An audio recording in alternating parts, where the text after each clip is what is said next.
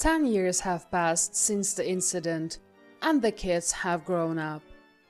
"Mom, don't forget tomorrow is Grandpa's anniversary," said my independent daughter, munching on bread as she dashed out of the house. "I'm off, Mom. Don't forget about tomorrow," reminded my responsible son, now a working adult. Our family has been watched over by my father, who left this world 5 years ago. My children became my support, helping me take care of him. The conflict with Mary, caring for my father with dementia. I regret having my son and daughter, still so young, go through such tough times due to adult complications.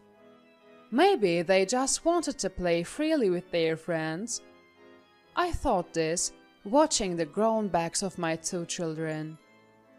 My name is Karen.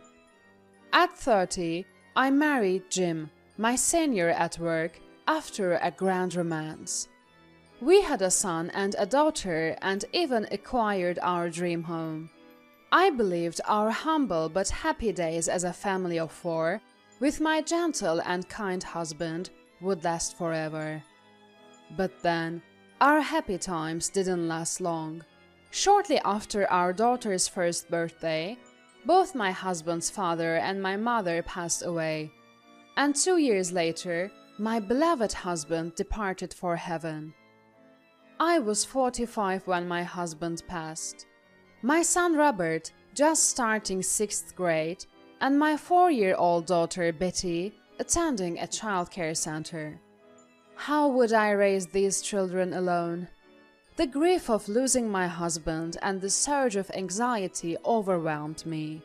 Yet, I resolved to stay strong and protect my children, vowing never to cry in front of them. To this, Mary spoke heartlessly. "How can you look so calm after losing your husband? I pity the child who married such a heartless person. Since the beginning of our marriage, she took my precious son away. Mary despised me." But those were not the words for a widow who had just lost her beloved husband. When my father-in-law passed away, Mary, still in mourning, carelessly went on a vacation. "I can't cancel now." That was her excuse. Unbelievable. What a cold-hearted person. Then, after a while, I returned to my part-time job and received a phone call. "Karen, you've been through a lot." It was Ellie, living across from my parents' house. She occasionally checked on my father, living alone since my mother's passing, and rushed over when my husband died. "Actually, I need to talk to you about your dad." "Huh?" The sudden change in Ellie's tone made me anxious about my father. Sensing my fear, she reassured me. "It's nothing serious. I know you're busy, Karen, but do visit Dad sometimes, and come to my place too." Ellie's voice returned to its usual brightness. Though she said it was nothing serious, I couldn't sleep at all that night, anxious.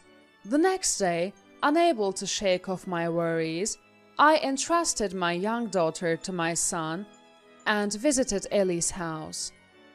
"Could it be my father might have dementia?" said Ellie.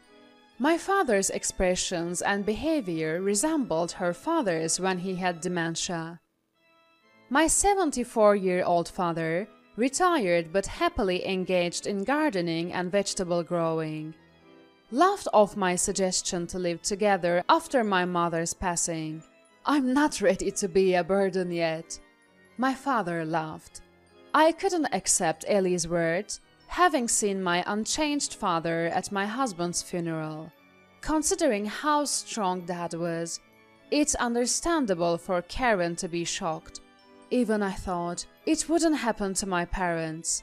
But Karen, it's a path everyone eventually takes. Saying so, she comforted me, gently petting my crying back. A few days later, Accompanied by Ellie, I consulted the city office about my father. Following a medical examination, he was diagnosed with dementia. Of course, it was a shock. Yet, standing still and worrying won't change the fact that it's dementia. I must accept reality and move forward. Whether she knew how I felt or not, it's a 30-minute leisurely walk from here, a perfect walking route. Mary, who had walked from her house, intruded into ours uninvited. Then, in the kitchen, "What's the special dinner for tonight?" She rummaged around, making herself at home. "Ah, yes, I thought of making pizza, the kid's favorite."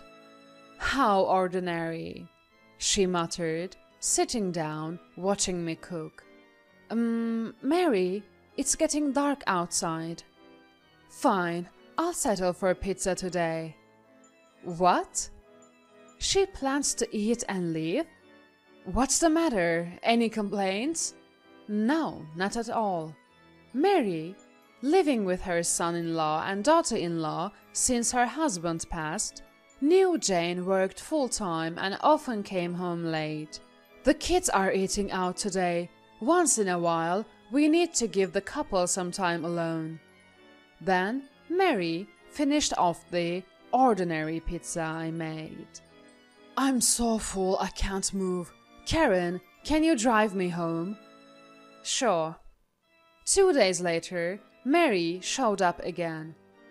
"What a charmless child.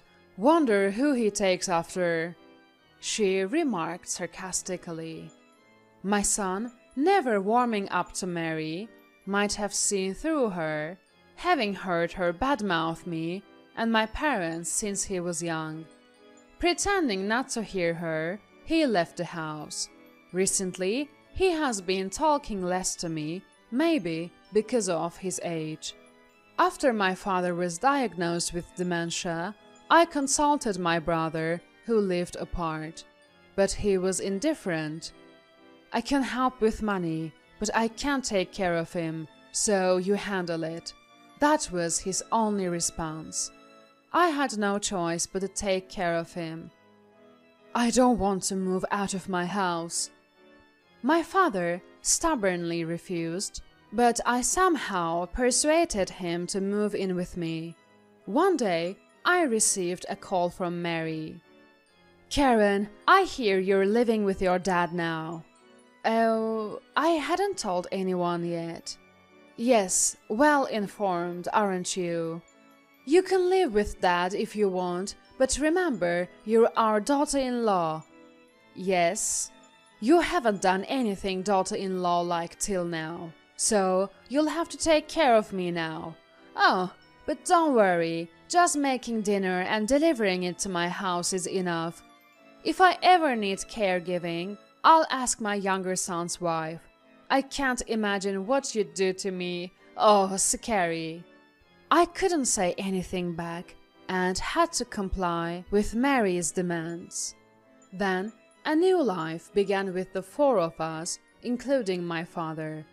I thought I could manage as Dad would use day services on weekdays, and I only needed to care for him on evenings and weekends. But it was harder than I imagined. My part-time job, caring for the kids and Dad, plus delivering meals to Mary. It was more challenging than I thought. I woke up at 4 a.m. and didn't sleep until past midnight. As soon as I hit the bed, I fell asleep. Why do I have to go through all this alone? I can't trouble others. I chose this path myself. These thoughts drove me further into despair. And then an incident occurred. Late at night, everyone asleep, I returned from the shower to find... My father standing, head down, in front of the toilet. "What are you doing here?" He had peed in the hallway, not making it to the toilet in time. "Come on, why here? Even 4-year-old Betty can go by herself. You're so much trouble." I yelled at him. unable to understand his behavior as his symptoms worsened, and took out my frustration on him. Father looked down, apologetic. I changed his pants and put him back to bed. Why did I speak so harshly? Why? Tears wouldn't stop as I lay in bed. But I must have been exhausted because I fell asleep. Waking up in the middle of the night, I checked on my father.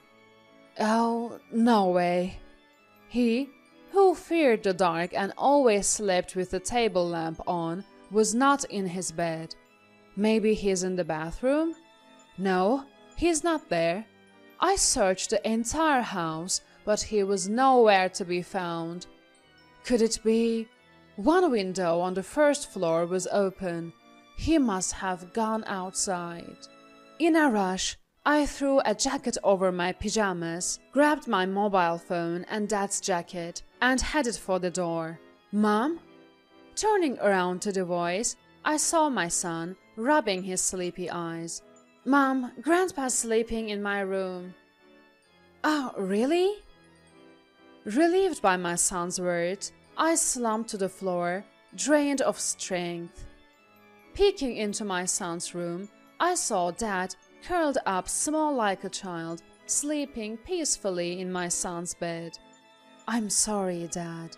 And my son, sharing the same blanket, quickly fell back asleep. The next day, right after coming back from school, my son approached me. Mom, Grandpa seems like he wanted to go back to his own house. Huh?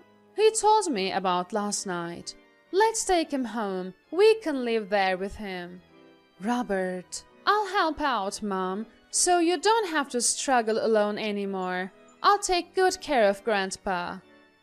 My son, who had always adored my father since he was little, had been concerned about Dad after Mom passed away and often visited him. I had thought he was still just a kid. Then I made up my mind. Let's sell this house and live in my childhood home. The decision was made quickly. I started renovating our old house to make it comfortable for Dad. Of course, the money for this came from my brother. I also began to tidy up the house we were living in. Karen, what do you think you're doing? Mary, having caught wind of the news, arrived in a car driven by my sister-in-law, Jane. But that's strange. How did Mary know? Jane wouldn't have told her. It must be this little one's doing. Looking at my daughter, she covered her mouth with both hands, looking flustered. No doubt. Mary must have bribed her with candy to get the information.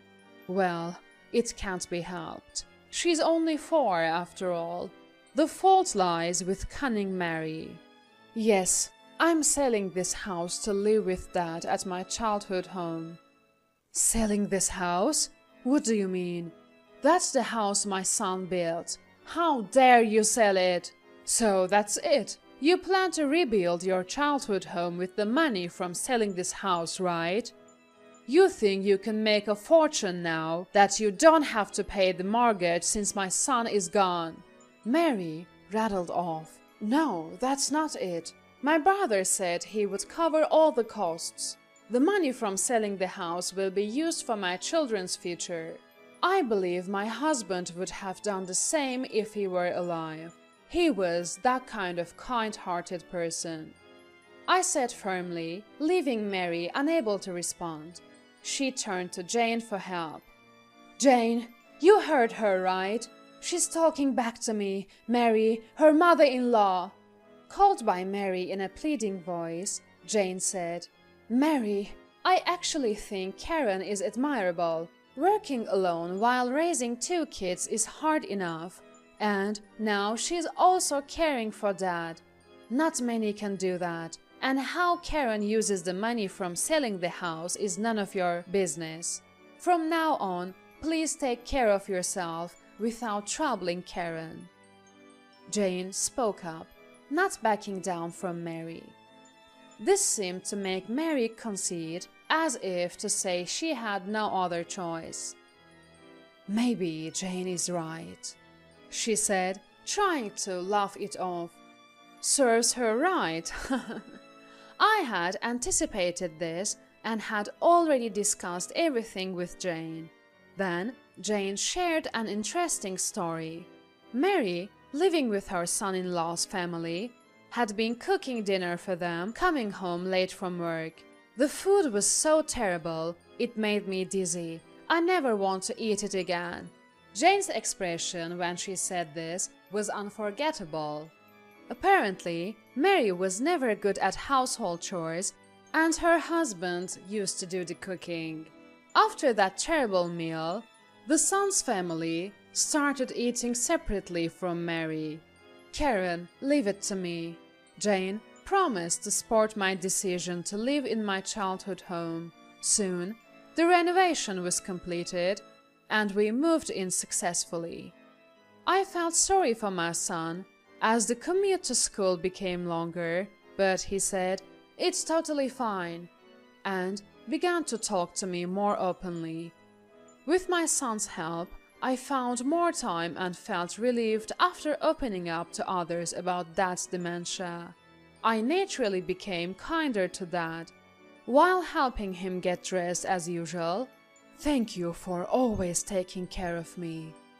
Dad bowed his head to me and smiled. It seems he thinks I am a helper taking care of him, forgetting I am his daughter. Of course, I felt sad, but it had been a long time since I saw Dad smiling like this. That was what mattered most to me. "Hello, Karen. How have you been?" One day, Mary called.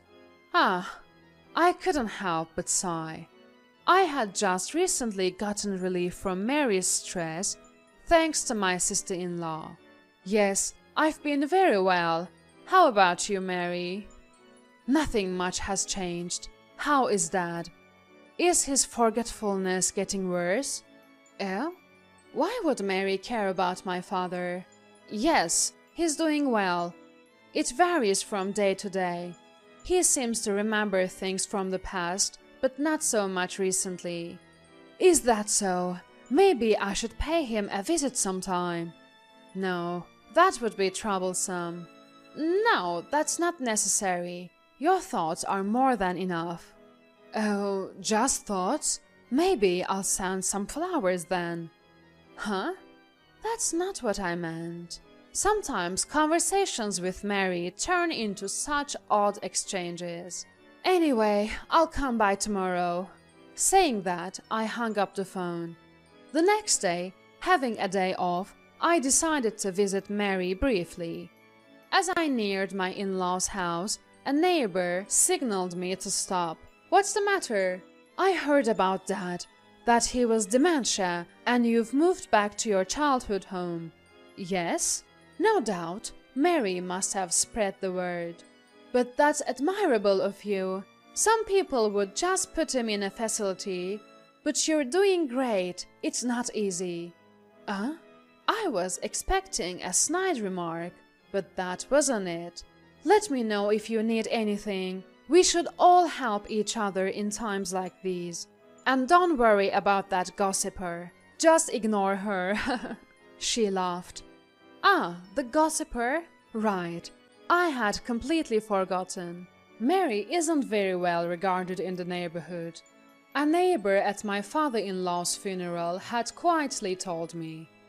"It must be hard with Mary around. She's such a worry." She secretly told me about Mary. I remembered how they called Mary the gossiper for always sticking her nose into others' business and exaggerating stories. "Oh, Karen, you're here?" Perhaps hearing voices or just by intuition, Mary came out of the house. "See you then." The neighbor quickly went back inside, as if not wanting any involvement with Mary. "What were you two talking about?" Mary always needs to know who's talking to whom in her absence. I thought it would be troublesome to go out with her any longer. Sorry, Mary. I have to go pick up my daughter. See you. I waved with a smile and drove off. Robert, I'm off to work.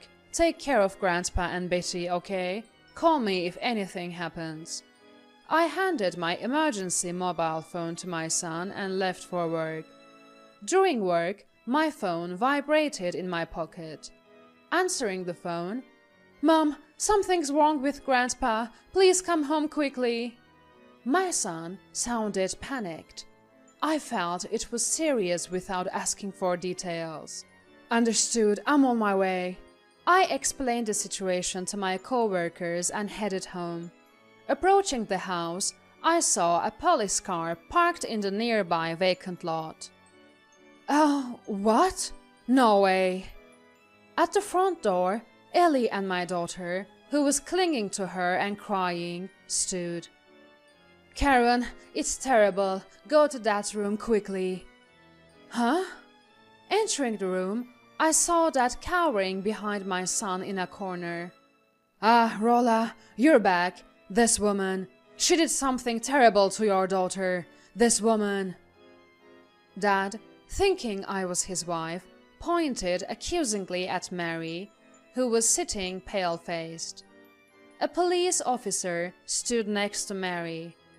I didn't do anything. Henry suddenly attacked me. Mary was ranting. No, Grandpa did nothing wrong. My son retorted, visibly shaken. You can relax now that Mom's here. Tell us honestly what you saw and heard. The officer encouraged my son to recount what happened from the time I left for work until the police arrived. Let's recreate my son's story. Ah, Grandma. Mary unexpectedly visited our house where my son, daughter, and my father were. Hello, Robert. Betty, long time no see. Have you been well? Yes. Oh, that's right. Betty, here's some pocket money. Go buy some sweets with your brother. I'll look after Grandpa. My daughter, taking the money from Mary, pulled her brother outside. Come on, big brother. Let's hurry and buy some candy. Betty, I forgot something. Wait at Ellie's next door. Saying this, my son left his sister with Ellie and returned home. Peeking through the door gap, he saw, Hello, do you recognize me? I'm from the bank. Mary asked me to bring your banking card today. Mary tried to deceive my father, who had dementia, to open the safe.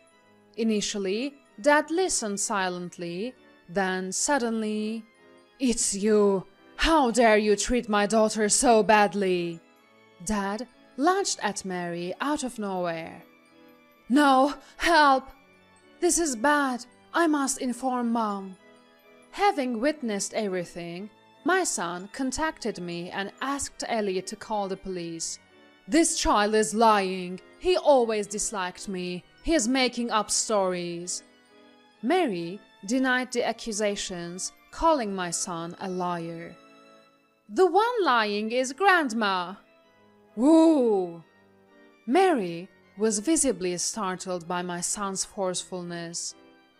Old people should be respected, but if someone like Grandma constantly lies and is mean, no one will respect them. My son said this, looking straight at Mary. Finally, acknowledging defeat, Mary looked down, escorted out by the police. Later, Mary was taken to the police station, but wasn't charged. Why did she target that safe? Apparently, she had spent almost all of her inheritance from my father-in-law on hobbies and travels, leaving her with little money. That's why she targeted my father's safe, thinking he wouldn't remember due to his severe memory loss. How shallow! Though Mary wasn't charged, social repercussions followed. The news of Mary's police encounter spread quickly in the neighborhood. Once the spreader of rumors, Mary became the subject, eventually confined to her home, unable to move. Abandoned, even by her younger son's family, she likely faces her last days in a nursing home. Meanwhile, in our home, "Robert, thank you. You saved Grandpa and said what I couldn't. I feel so relieved." I expressed my gratitude, and my son bashfully replied, "I'll always protect you and Mom." I thought he was still just a child, but tears rolled down my cheeks unknowingly. "Mom, are you crying?" My daughter peered at my face. "It's okay to cry, Mom. If you hold it in, you'll get sick," she said, handing me a strawberry-patterned handkerchief from her pocket. Since my husband passed away, I had decided never to cry in front of my children. But I learned from them that it's okay to cry when you need to, and you don't always have to try so hard. 10 years have passed since then. Mary's dementia has progressed, and she no longer recognizes even her son's family. My father was called to heaven 5 years ago, peacefully passing away in our bed, holding the hands of his grandchildren. I saw a tear trickle from his eye. I place flowers before the portraits of my parents and husband and look out the window. The autumn leaves in the park flutter down, painting the ground red.